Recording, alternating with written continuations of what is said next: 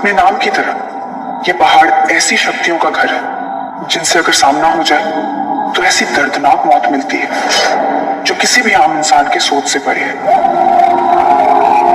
पर ये काली पहाड़ी खेतों तक जाने का वो बीच का रास्ता था जिसे कोई चाहकर भी अनदेखा नहीं कर सकता था। इसीलिए पास के गांव भैरवा में कहा जाता था कि कुछ भी हो जाए, एक बार काली पहाड़ी की सरहद पर कदम रखने के बाद जब तक अपनी मंजिल नहीं आती तब तक पीछे मुड़कर नहीं देखना है, क्योंकि वहां मौत अपने अगले शिकार के इंतजार में रहती है।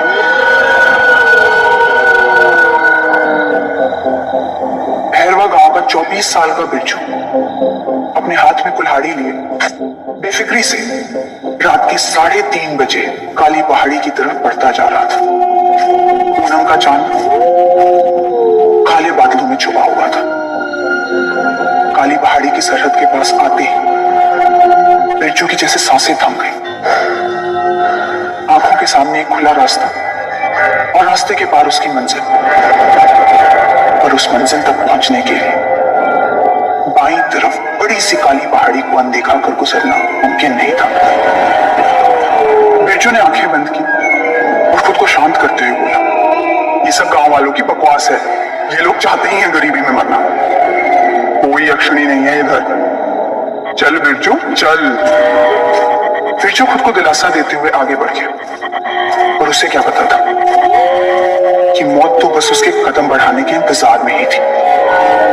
बिरजू ने काली पहाड़ी पर कदम रखा ही था कि अचानक बादलों में एक अजीब सी गर्जन पैदा हो गई। तेज हवाएं ऐसे चलने लगी मानो आने वाली अनहोनी की चेतावनी हो। बिरजू ने किसी तरह 2 कदम बढ़ाए जिसके बाद सब कुछ शांत हो गया। बादलों की गर्जन, हवाओं का शोर, सब थम गया।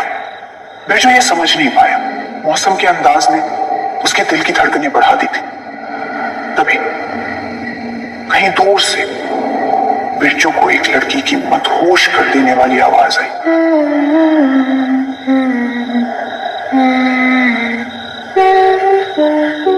बिरजू उस आवाज की तरफ खींचा जा रहा था और अगले ही पल वो काली पहाड़ी की ओर उड़ गया। उसके कदम खुद ब खुद उस धीमी आवाज की तरफ बढ़ने लगे। काले बादल अब छटने लगे थे।